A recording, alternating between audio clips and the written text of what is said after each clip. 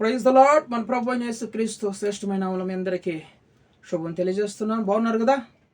ఉదయకాల సమయం లేచారా? ప్రార్థన చేసుకున్నారా? క్షేమంగా ఉన్నారు కదా మీరంతా? ప్రభు ఇంటికాల సమయం అంతా కూడా మనం కాచి కాపాడి ఇదను మన బహుమానంగా మనకి ఇచ్చినాడు కాబట్టి ఆయన పరిశుద్ధ నామానికి మహిమ కలిగిన గాక. మన ప్రభు మన అందరి కోసం సిలువలో రక్తం కార్చిన మహా గొప్ప దేవుడు ఆయన. ఇంకా ఎవరైనా దేవునికి హృదయాన్ని సమర్పించుకోకుంటే ఇప్పుడే దేవునికి హృదయాన్ని సమర్పించండి. పాపక్షమాపణ, నిత్యరాజ్యము, పరలోక భాగ్యం ఇవన్నీ కూడా దేవుడు మనకు అనుగ్రహిస్తాడు. దయచేసి రక్షణ లేని వారు రక్షణ పొందుకోండి, మీకు క్షేమం కలుగుతుంది.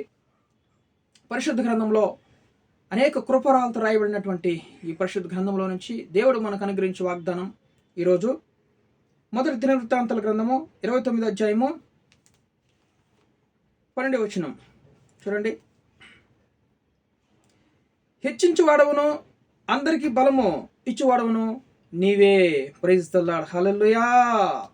చూడండి చూడండి ఒకరు హెచ్చించబడాలన్నా తగ్గించబడాలన్నా అది దేవుని చేతిలో ఉంది. అంతేకాకుండా హెచ్చించువాడవును, బలమును పరాక్రమమును నీ దానములో హెచ్చించువాడవును, అందరికి బలము ఇచ్చేవాడవును నీవే. చూడండి, అందరికి బలం ఇచ్చేవాడు ఆయనే. బలం అనుగ్రహించేవాడు దేవుడు కదండి. ఎస్, ఈరోజు నువ్వేం చేయాలన్నా కూడా బలం కావాలి. ఆత్మీయ కార్యాలు చేయాలంటే ఆత్మబలం కావాలి. భౌతికంగా ఈ భూలోకంలో మన కష్టపడి పని చేయాలంటే శారీరకమైన బలం కావాలి. ఇవి రెండు కూడా దేవుడు అనుగ్రహించే ఆయన దేవుని యొద్ద నుంచి మనకు రావాలి. ఎస్, బలం లేని వారు బలం అనుగ్రహించి ప్రభు అని అడగాలి. ఆత్మబలం, జ్ఞానబలం ఇవన్నీ కూడా దేవుని మనం అడగాలి. ఎస్, శరీరానుసారమైన శరీరంకు బలం తెచ్చే ప్రభు, మా ఎముకలకు సత్తువ తెచ్చే ప్రభు అని దేవుని మనం అడగాలి. అప్పుడు ఆయన ఆత్మానుసారమైన బలం కావాలంటే ఆత్మానుసారమైన బలం తెచ్చేస్తాడు.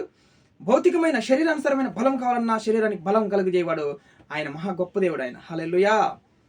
75వ కీర్తనలో ఉంటుంది అనమాట. ఒకడు హెచ్చించువాడవు. చూడండి, ఒకడు హెచ్చించేవాడు దేవుడు. ఒకరిని హెచ్చించాలన్నా తగ్గించాలన్నా అది దేవుని కృప మనకు ఉండాలన్నమాట. 75 కీర్తనలో ఉంటుంది అన్నమాట. చూడండి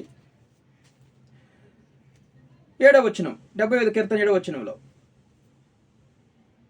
దేవుడే తీర్పు తీర్చువాడు. ఆయన ఒకరిని తగ్గించును, ఒకరిని హెచ్చించును. Praise the lord. ఒకరిని తగ్గించును, ఒకరిని హెచ్చించును. కాబట్టి ఈరోజు నిన్ను హెచ్చిస్తానని దేవుడు వాగ్దానం చేస్తున్నాడు. వాగ్దానం ఎత్తి ప్రార్థన చేయండి. బలం లేని వారి వాగ్దానం ఎత్తి ప్రార్థన చేయండి. అందరికీ బలం అనుగ్రహించేవాడు ఆయనే. హల్లెలూయా. ఈ భూలోకంలో నువ్వు ఏ పని చేయాలన్నా, ఒకవేళ నువ్వు పనికి వెళ్ళాలన్నా కూడా బలం కావాలి కదండి. ఉదయకాలం లేచి మనం రెడీ అయ్యి బస్సు దగ్గరికి వెళ్ళి బస్సు పట్టుకొని వెళ్ళాలన్నా, నిలుచుకోవాలన్నా కానీ, నడుచుకొని పోవాలన్నా కానీ బలం ఎంతో అవసరం. కాబట్టి దేవుడు ఈరోజు నీకు బలం అనుగ్రహిస్తాను అంటున్నాడు. అంతేకాకుండా నేను హెచ్చిస్తాను అంటున్నాడు. అన్ని విధాలుగా దేవుడు నిన్ను హెచ్చించి నిన్ను కాపాడుతానంటున్నాడు దేవుడు. కాబట్టి ఆయన బలం అనుగ్రహిస్తాను అంటున్నాడు తన ప్రజలకి. హల్లెలూయా. ఈరోజు నువ్వు ప్రార్థన చేస్తావా?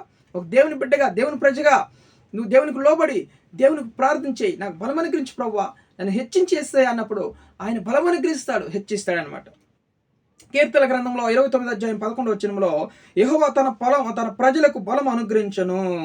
చూడండి, యెహోవా తన ప్రజలకు బలం అనుగ్రహించను అని లేఖనాలు చదువుతున్నాయి. ఖచ్చితంగా నువ్వు దేవుని ప్రజగా ఉండి ప్రార్థన చేస్తే, దేవునికి ఇష్టానుసారమైన బిడ్డగా నువ్వు బ్రతుకుతూ ప్రార్థన చేస్తే నీకు బలం అనుగ్రహిస్తాడు. నేను అన్ని విధాలుగా దేవుడు హెచ్చిస్తాడు. నిన్ను దీవించి దేవుడు అంటున్నాడు ఆయన. హల్లెలూయా. ఖచ్చితంగా ఈ వాగ్దానం ఎత్తి ప్రార్థన చేయండి. ఆయన ఖచ్చితంగా నువ్వు ఈ వాగ్దానం ఎత్తి ప్రార్థన చేసినప్పుడు ఆయన చూడండి, హెచ్చించువాడును, అందరికి బలం అనుగ్రహించేవాడును ఆయనే. నిన్ను హెచ్చించాలన్నా, నువ్వు ఒకరిని తగ్గించాలన్నా హెచ్చించవాలన్నా ఆయన కృప. నీకు బలం అనుగ్రహించాలన్నా కూడా ఆయన కృప. నీకు ఆరోగ్యం, ఆయుస్సు కావాలన్నా కూడా ఆయన కృపే కదండి.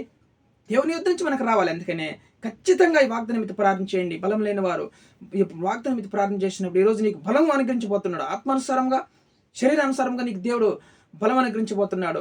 అదే కాకుండా నేను హెచ్చించబోతున్నాడు దేవుడు ఈరోజు.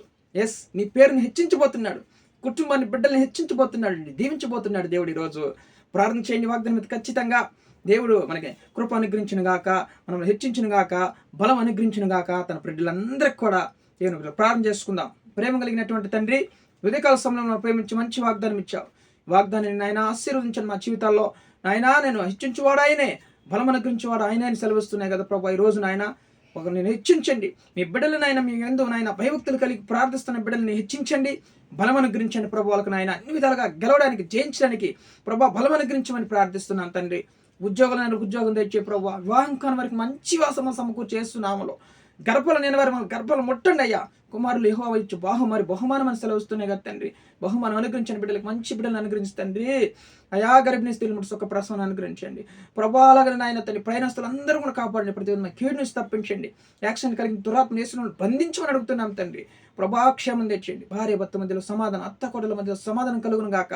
విడిపోయిన కుటుంబంలో ఏకజనంగా చేయండి. అంతేకాకుండా రోగులందరినీ కూడా ముట్టి స్వస్థపరుస్తండి ఈ దినంలో ప్రభా. మరి ప్రతి ఒక్క రోగిని మీ గాయపడిన హస్తాలతో ముట్టండి, స్వస్థపరచండి ప్రభా నాయన తండ్రి. Wedding day, anniversary day, birthday జరుపుకున్న వారికి తోడండి, నన్ను క్షేమం తెచ్చేయండి ప్రభా. మా దేశాన్ని, మా రాష్ట్రాన్ని కాపాడండి అయ్యా. ప్రజలందరికీ రక్షణ తెచ్చేయండి. మా దేశంలో క్షేమం కలుగును గాక తండ్రి. కృప చూపించమని, దయ చూపించమని ప్రార్థిస్తూ సంఘాన్ని, సేవకులందరినీ కూడా దీవించిన ఆయన, సంఘాలను ఆయన ప్రభు ఆశీర్వదించమని, సేవకులందరికీ కావాల్సిన అవసరాలు మహిమలో తీర్చమని, నజరేయుడు సజీవుడు యేసు క్రీస్తు జీవం కలిగిన నామములో ప్రార్థన అడిగి వేడుకొని పొందినాం పరలోకపు తండ్రి. ఆమేన్.